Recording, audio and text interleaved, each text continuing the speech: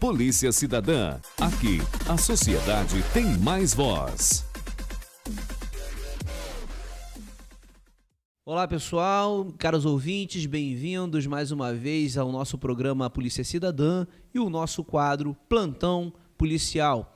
Como já vimos falando, né, eu sou o delegado Rochester Marreiros Barbosa, sempre uma honra, sempre um prazer estar aqui com vocês, poder passar para a sociedade questões que estão relacionadas à polícia e que são de utilidade pública e que todos deveriam conhecer. E o nosso papel aqui é armá-los de conhecimento, armá-los de informação. Bom, seguindo o nosso cronograma, nós estamos falando do artigo 5º da Constituição. É importante porque todas as garantias e direitos individuais do cidadão estão praticamente aqui no artigo 5º da Constituição. E para a gente relembrar, o artigo 5º ele é composto de diversos incisos, né? Cada um desses incisos há um feixe de direitos e garantias que você, cidadão, precisa saber para exercer os seus direitos e exercer a sua cidadania. O artigo 5º caput, vou repetir, vou ler aqui, né, para que quem não tem aí a Constituição na mão, queira acompanhar. Isso é muito fácil conseguir, basta você colocar num desses motores de busca da internet, Constituição Federal, e é fácil, você vai ter acesso. Está escrito aqui no artigo 5º, todos são iguais perante a lei, sem distinção de qualquer natureza, garantindo-se aos brasileiros e estrangeiros residentes no país a inviolabilidade do direito à vida, à liberdade, à igualdade, à segurança e à propriedade nos termos seguintes. Bem, então vocês percebem aí logo de cara, né, lendo o caput, que está faltando que essa Constituição seja efetivada, né? A gente percebe que quando fala que todos são iguais perante a lei, sem distinção, já começa a haver aí um estranhamento, né? A gente já percebe que no nosso dia a dia essa igualdade não é respeitada muito bem pelos nossos governantes. E por isso que você deve se instruir de informação para poder cobrar dos políticos, cobrar das autoridades públicas uma providência, né, baseado aí na nossa Constituição.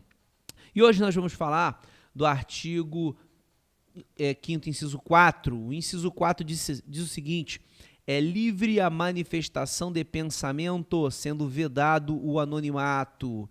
Meus amigos, este dispositivo é extremamente importante, porque ele assegura que ninguém seja criminalizado, que ninguém seja punido por simplesmente expor o que pensa. Evidentemente que a exposição do que pensa não pode atingir o direito de uma outra pessoa, né? A honra, a imagem.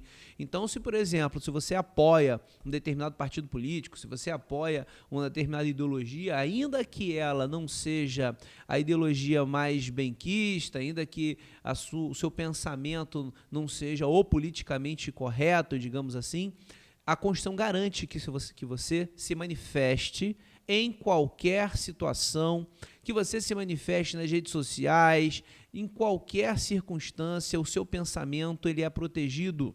E agora, a grande observação do inciso 4 é que é vedado ao anonimato. Por que razão isso acontece? Por razão de que quem o abusar de direito de manifestação de pensamento e atingir a honra de alguém, essa outra pessoa tem que ter o direito de resposta. É por isso que eu vou aproveitar e já falar do inciso 5º, que diz o seguinte: é assegurado o direito de resposta proporcional ao agravo, além da indenização por dano material, moral ou à imagem. O inciso 4 e o inciso 5º estão umbilicalmente interligados. Ou seja, você pode se manifestar, pode falar o que você quiser, mas é preciso assumir as responsabilidades, né, meus amigos, do que a gente fala. Então, por isso que não adianta você, nas redes sociais, criar os chamados fakes, né? Que são que você cria personagens, você cria identificações falsas para tentar fugir dessa responsabilização. Eu já vou adiantando, e toda vez que você posta alguma coisa na internet, você deixa vestígio.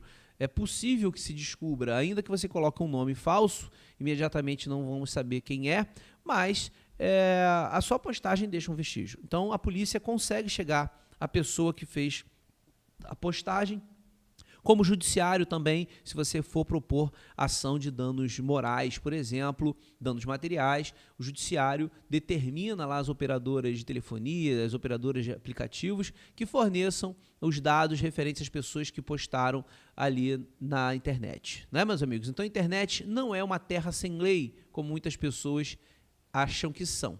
Então, para que você possa entender, o artigo 5º te garante, portanto, a manifestação de pensamento, falar o que você achar que deve, o que você entende, mas respeitando a imagem, a honra dos colegas, né, das outras pessoas. E para isso é preciso que você se identifique, para que você assuma essa responsabilidade. Então a gente cria aí então uma sociedade solidária, que é o que está lá no nosso artigo 5º, perdão, no nosso artigo 1º da Constituição, nosso artigo 4º, que diz lá que nós construiremos uma sociedade solidária, ou seja, cada um falando o que pode, o que entende, mas assumindo as suas responsabilidades, gerando então, caso haja um abuso desse direito de informação, uma responsabilidade civil, ou seja, pagar uma indenização, uma responsabilidade criminal, é possível praticar crimes contra a honra, está lá no seu artigo 138 ao 140 do Código Penal, bem como, se for, por exemplo, um funcionário público que esteja utilizando indevidamente as redes sociais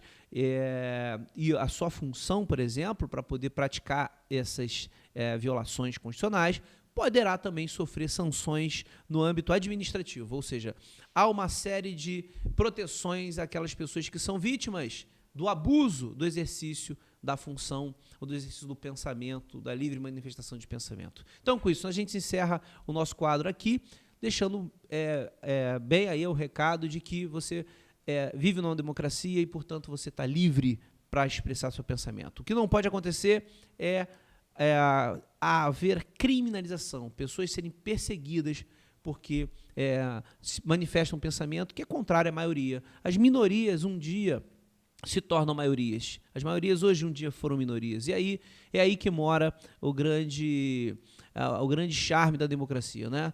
Espaços para que todos possam se manifestar, para que todos possam participar de uma construção de uma sociedade dialética, baseado no diálogo, no confronto de ideias. É isso aí, meus amigos. Ficamos por aqui. Até o próximo encontro. Polícia Cidadã. Aqui, a sociedade tem mais voz.